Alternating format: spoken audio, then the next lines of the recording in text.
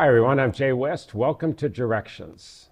Directions is a show about directional changes in our lives. And as you know, if you watch this show, it's about good directions or bad directions. We've had people on dealing with major sicknesses and illnesses, people who have lost loved ones, gone through job loss or bankruptcy or even death of family members. And other shows are about wonderful expressions in life, like a pay raise or a new job or a move to a new city or some other kind of blessing in their life. And today, my special guests, they have a fantastic, fun, upbeat show to share with you about their relationship. Peter and Linda, welcome to the show. Thank you. Nice to be here, Jay. So I knew Peter way before I knew you. And I don't know how we met. I know you came to my house a couple of times when I used to have those annual barbecues. And that was years ago in Bellevue when we lived up on the hill. Right. And do you recall how we met at all?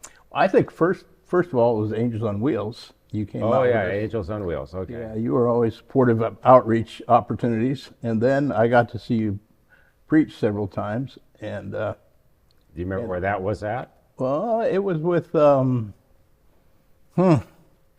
yeah, it was at several churches in Omaha. I think all different right. King of ones. Kings, Lifegate, could have been a lot of those. So Yeah. anyway, I think it was with the guys from California. I can't think their names right now, but anyway. okay. Chris, So anyway, so then I met Linda later on.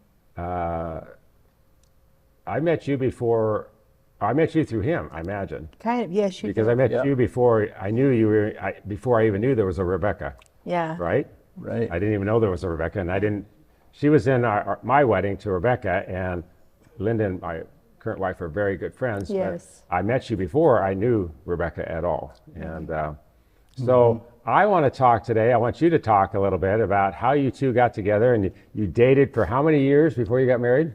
7.5. 7.5 Yeah. years. That's a long time to date. So I thought waiting 7.5 months to get married with Rebecca was a long time. 7.5 years. So tell us a little bit. Let's start with you, Peter. How did you meet Linda? Well, you know, I went through a divorce back in 2012, and I think that, you know, I went a long time before I ever considered dating someone again. And so I went to that Christian dating site, and it was through that I began to communicate with Linda. And it was interesting because So Linda was on the site too? Yeah. I didn't know this. I thought this was more divinely, you ran into each Well- other at a restaurant or something. That's what Yeah. you... But the thing is, I knew of Linda prior because of March for Jesus and different prayer activities. I knew of her before. She was at Linda Reed's several times, and it was just we were constantly crossing paths. But of course, she was married then, and I was not of course looking because I was married as well. And then in any case, I started communicating with Linda. And it was, I think, probably our third or fourth communication that she said she had tickets to a ball game, tickets to the Cornhuskers. Oh, it's the Cornhusker story. I didn't realize the Cornhusker story was so early in your dating life. Okay, cool. So she said she had tickets to the Cornhuskers, and I'm thinking, well, that might be a great opportunity to get to know somebody. We can drive down there and all the way down, maybe talk and then go to have a fun time at the game. So we went, so I picked her up, of course, in my car, and we headed down towards the game. You didn't rent a limo? No, I'm didn't should have done that, yeah. But anyway, all the way down, this was so funny. Before we got out of Omaha on the interstate, her sister calls, and she's talking to her sister. I had no idea what the situation was, but she's talking to her sister all the way to Lincoln. So I'm thinking this whole time, gosh, we have this opportunity to talk and get to know each other. Excuse me, Peter, I got a call coming in, so I'm teasing. So it was, I was so disappointed in that. But anyway, we got down there and I got through that. we headed to the up to the stadium. We got to the stadium, or as we got to the stadium, I had been to a number of football games in the past. So the thing is that her tickets that she had were decent, but hey, there's better seats right down there, and I know those people aren't coming. So let's get these seats a little closer. So she didn't understand that we weren't in the seats that were given to us. And as we went through this ordeal, she went to the restroom.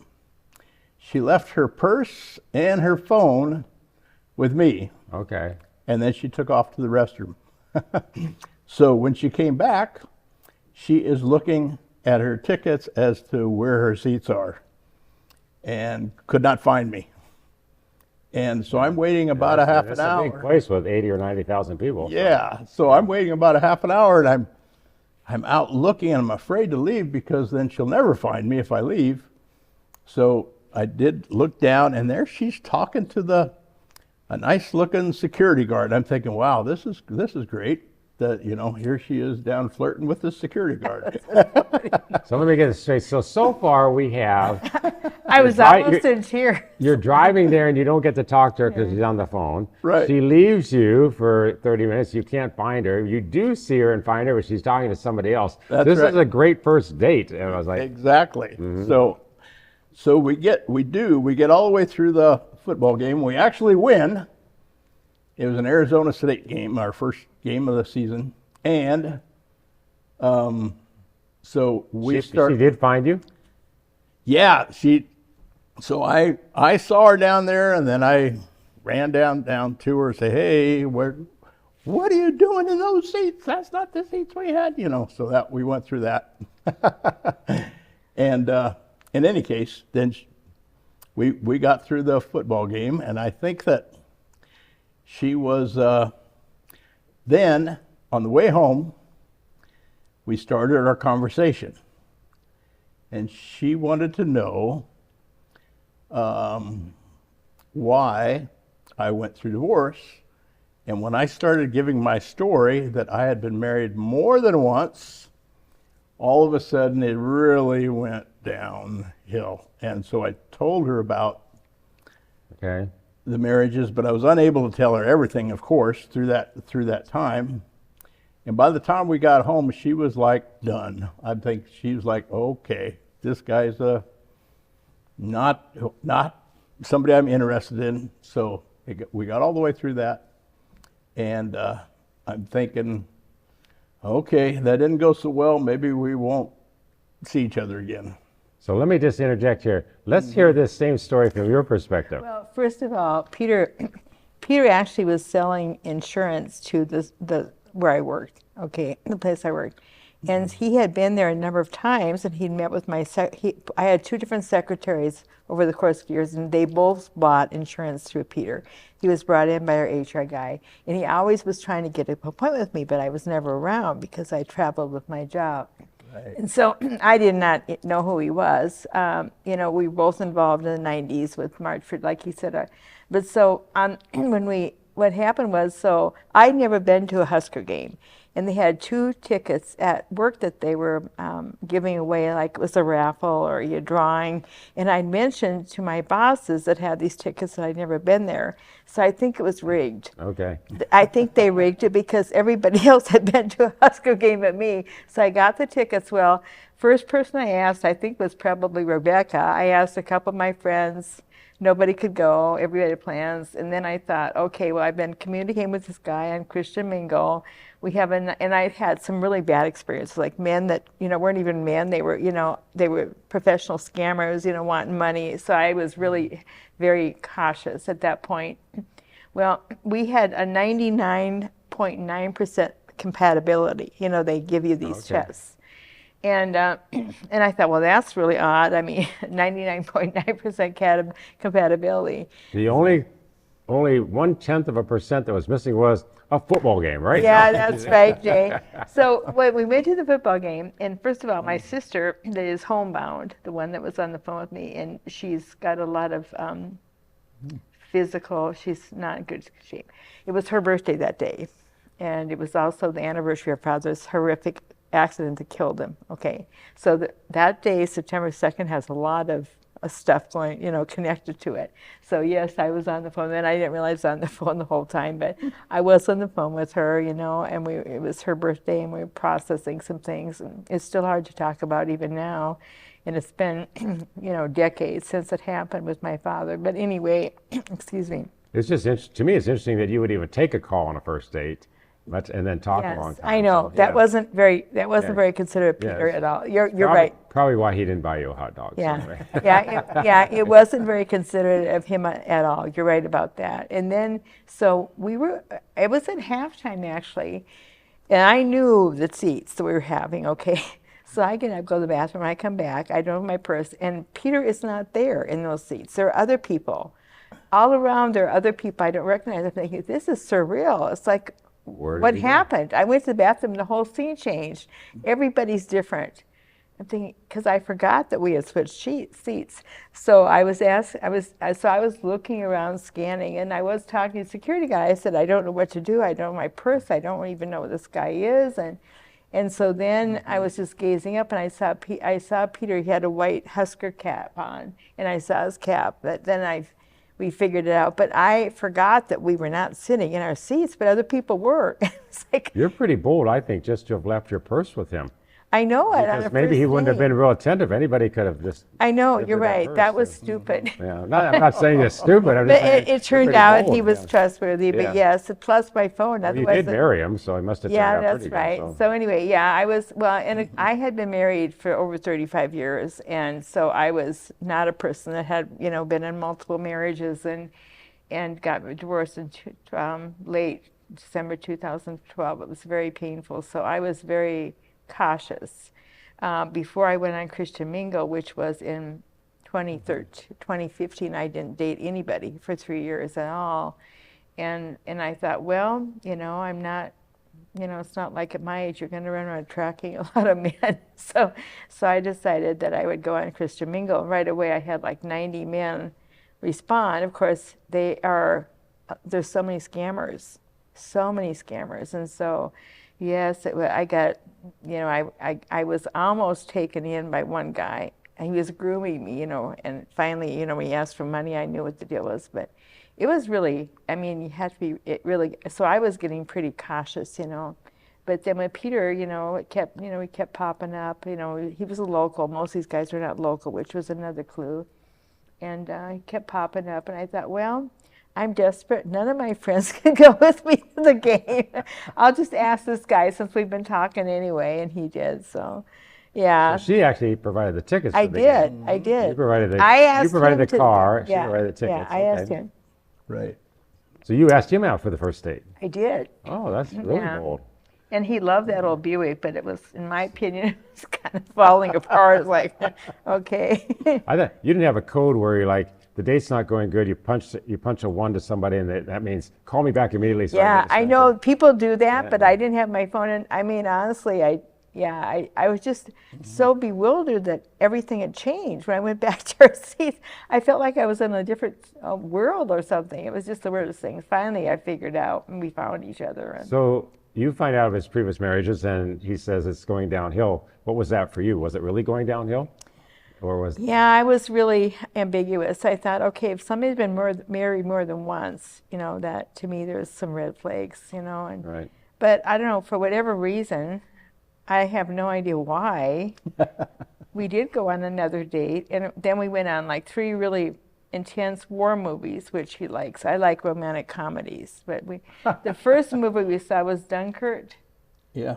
And oh my goodness, that was like, just, your stomach was in knots the whole time. She had communicated to me how much she appreciated history. So these were historic history. I do like history, but we were going. Then the next one was Churchill. Then we went to Midway. We went to. But we went to Churchill next. Okay, yeah. We went to all these war movies. It was like. You didn't pick one movie that she likes? I just asked her if she wanted to go. Oh yeah, she. Yeah. she sounded like she was interested in going, so we did. Well, I do like historical movies, and they were historical. And they I were did- good Did you movies. say hysterical or historical? Probably both for me. Okay. You know, I get so And I did involved. spend money on her the first. Right? I spent money on Yes, you he did. every time. He was Yeah. telling me how expensive it was. We had dinner at Carrabba's, which I later worked at after I retired as a part-time hostess. I need to go to Carrabba's. I haven't been to Carrabba's in Yeah, years. they so, have good food. I actually then, so after I retired, Mm-hmm. I actually worked there part-time from, it was right before COVID, February of 2020 until I quit in June of 21. So I worked there as a whole, and I liked it. It was kind of like my little mission field actually, but yeah, I'm getting off track. but- Okay, so we got like 11 and a half minutes left. I want to make sure we get Yes. some more information to when you guys got married. So how this is progressing, but to me, it's how did you, if it went downhill fast on the drive home from the game, how did that change to future dates, even though they were war movies? How did that, from your perspective, how did that happen? Well, Did you pursue her? Did she pursue you? I Was it kind of mutual? felt like we started to see that we did have a lot in common, and that it was some possibilities after the third date, and it just started to progress in a regular manner, so that Was we, the second date one of the war movies? Or did Yeah, you just go out to that eat? was the Dunkirk. yeah, Okay. I think it was Churchill's when we really bonded. So actually, your Yeah. first dates were, unlike Rebecca's and mine, your first dates were at places where you actually wouldn't have an opportunity to talk a lot. You can't really talk too much at a Well, football game. Yeah. You obviously can't talk a lot while you're watching a movie. So, Yeah. Well, we Except went out that we dinner went for- to dinner. dinner prior. Okay. Yeah. Mm-hmm. And because you got lots of money, right, Peter? So anyway, that works Yeah. out really well for you. Yeah, I married rich. But I would say this too. So our first date was September 2nd, my birthday September 30th. So by my birthday, he went completely overboard for birthday gifts. I mean, he gave me Egyptian, he knew I had trouble sleeping. He gave me Egyptian, is that when you gave me Egyptian? No, he gave, I was going to go on a spiritual retreat out Clapper. I rented a cabin for right. myself, and he gave me a journal, a beautiful journal with a pen. He let me use his CD player with CDs, worship music, and he gave me all this stuff. So what was the Egyptian thing? You started to say it twice. Sounded like you were going to say Egyptian something. Yeah, Egyptian sheets. They're really, they're like very fine threads, cotton. I mean, they're expensive, nice sheets, because he knew, I was telling him I was having trouble sleeping. Okay. That was later on. He gave those to me. Then he gave me like That's kind of an intimate gift. yeah. Sheets early on. Yeah, so, they're very, yeah, Well- and then he gave me a mister to help me sleep. So he was really, And then you got married to a mister. yeah, you're right. I'm just trying to be light. Yeah, good sense of, yeah, no, so he gave me Mr. and, yeah, no, he was very, and he saw I had bumps on my hand from calcium, which I didn't know. So he was, like, even right away, he's so into supplements. And so he was taking me these health stores, picking all these supplements for me, and so he got me right away on all these supplements. I went from having, I think, 1 or 2 supplements to like 30 supplements. I was like, good. So You're so thin. Where'd you put 30 supplements? So I was like, well, I have to make sure I only take one I eat because I get sick. But anyway, I don't take that many now. But yeah, so he was very, very concerned, very. how did, we have 8.5 minutes left. Tell me how God began to intervene in this relationship. Where does he come into play? Well, he Right started, now we've heard all the secular, the dating, the presents, the restaurants. Well, Peter told me right away he thought we were going to be friends forever, and I'm like, I don't know about this. and then, the more I got to know him, and then, just to see, find out like his ministry and his heart for God, and so it was really more about his faith, getting to know his faith. To me, the faith is really important. Did you start going to church together at any point? Yeah, we did. We did. We had a little bit of a conflict because I was at King of Kings, very involved in prayer ministry, with Rebecca and other people, and he was at the bridge, so he wanted me to go there with him, and it was so loud, I didn't really care for it, but so we were kind of back and forth, I think, until COVID, weren't we? Yeah. Yeah. Yeah. And at COVID, we kind of came together Yeah, because the yeah. fact that none of the other churches were open. So Yeah. Yeah. we landed at Victory Fellowship at that point. Yeah. And So, go ahead. I was just going to say, too, he would always say, like, we're going to be friends forever. And I'm like, I don't know. And then he would say, I think he felt like we were supposed to get married, like, a long time before I did. And I kept telling him, if we're supposed to get married, God's going to tell me that too, not just you. And so it was in, so the fall of, when did we get married? It was we got This married. is bad. She's the one that's forgetting here. 24, okay. So in the fall, we went, I think it was Labor Day in 23, we went to Kearney to go to the museum. You know, I'd never been there, even though I traveled there many times for work. And it was amazing. And then we stopped for supper at a rest stop, at a truck stop in Lincoln. And that's when I was really starting to, I think God was really working my heart then, you know, because I would tell people, oh, you know, we're together all the time. He's like one of my best friends. And then they said, well, what's the problem? And it's like, I don't know. I think I was so afraid to get married again because of the hurt and the pain. You know, it was a lot of wounds there. So I thought maybe Rebecca's and our wedding helped.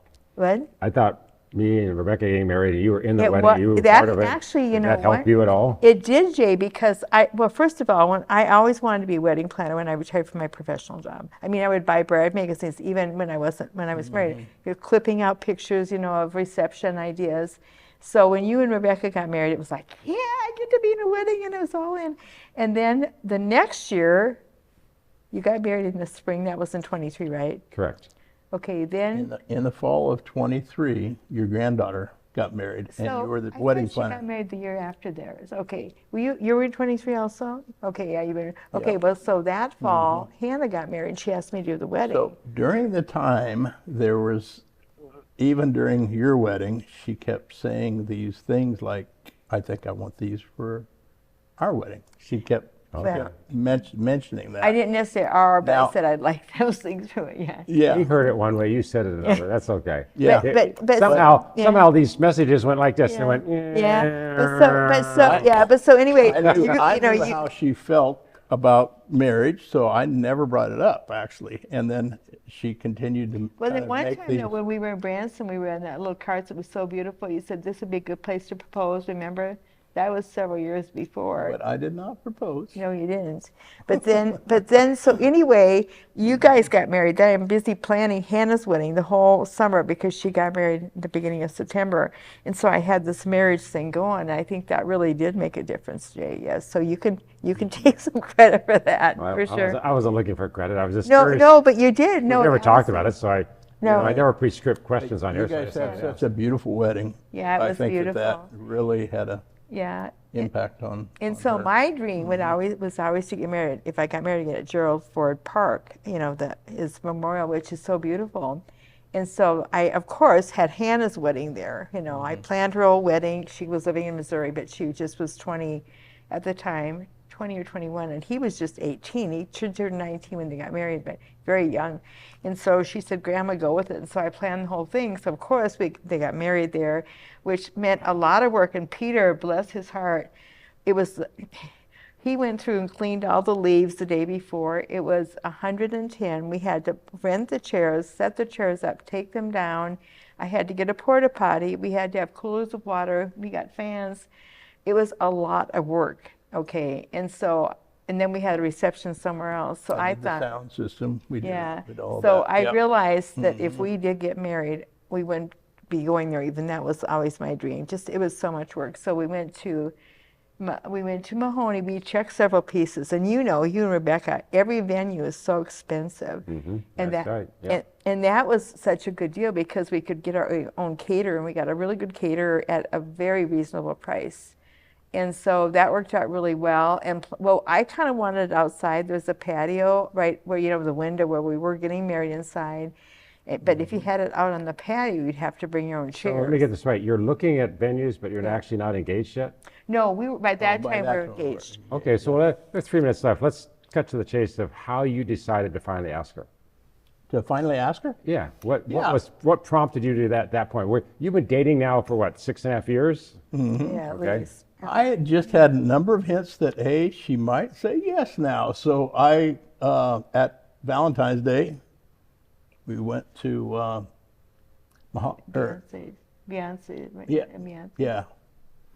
In any case, we had a night out. You already had the ring? I told him to dress up. Yeah, I purchased the ring actually back in January. Okay. And that now we're a month and a half later, 6 weeks later. And I waited until Valentine's Day, and then I got on one knee, and was so she was saying, "Are you going to ask me now, or what?" Well, wait. See, this is what It happens. was kind of funny. So but he made hints about looking at rings, and so he didn't know this, but I already had a date picked out for a wedding because I wanted it to be with the 8. I want 8/24/24 because 8 is a number of new beginning and resurrections, and so I want 8/24/24. But he didn't even know that. Well, so I had a feeling. I told him to dress up on Valentine's. I had a feeling he was going to ask me on Valentine's. And so I was ready. And he was so precious. I went to the bathroom. I come back. He's on Monday. And he's got this little gold foil bag like he would know it's a gift. I mean, like a wedding ring. And it was just so precious. Then he says, well, I have a question. And he says, and I'm hoping the answer starts with a Y. And I said, well, just ask me. He was just, it was so precious. It was so precious. So there was no hesitancy on your part to say yes? Well, then I'd already made my mind because God had given me complete peace about it. You know, somewhere along the line, God shifted because for a long time, it's like I would tell my friends, I love him. And they said, well, why are you married? I said, I just, but, you know, and I was just had this hesitancy. And then finally it was like, okay, Lord, I can see this, you know. And then, yeah, so God gave me a sense of peace, you know, and I thought, okay, I'm ready. So that's how it happened. So if you're watching today, this is obviously, they said, oh, our shows are 27 minutes. That's a long time. We're already done, okay? So it's not that long. They shared this amazing story. 7 years of dating, got married. They've been married now for over a year. Yeah. And they were in our wedding. They were on my prayer team. Yeah. I know them pretty good, but some of the stuff you shared today, I didn't know at all. Oh, wait a minute, I got another call. Oh, nice. Anyway, anyway, going back to the chase. So be patient, wait, pursue, ask God, pray together. If you're dating somebody, and just trust God. We're totally out of time. Thanks so much for being here. God bless both of you. And we'll see you next time. Until then, bye-bye.